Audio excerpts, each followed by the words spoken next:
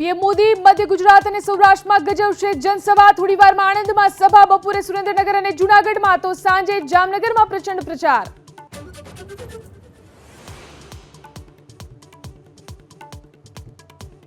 એક સાથે 15 રાજવીઓએ પીએમ મોદીને આપ્યું સમર્થન। પીએમના કાર્યકાળમાં થયેલા કાર્યોની રાજવીઓ પ્રભાવિત, 10 વર્ષના નેતૃત્વની કરી પ્રશંસા।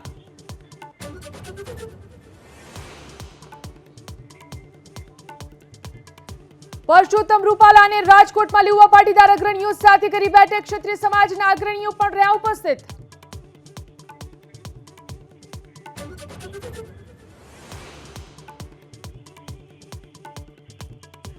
નાની ઉંમરે હાર્ટ એટેકથી મોતનો સિલસિલો યથાવત। રાજકોટમાં એક સગીર અને 40 વર્ષીય યુવકનું હાર્ટ એટેકથી મોત।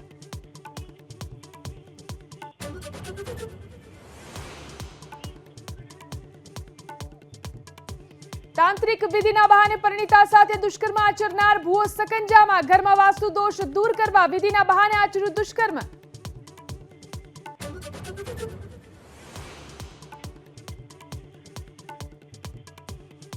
રાજ્યમાં કાળઝાળ ગરમીનો પ્રકોપ। સૌરાષ્ટ્ર અને કચ્છમાં હીટવેવની આગાહી। 7 શહેરોમાં 40 ડિગ્રીથી વધુ તાપમાન।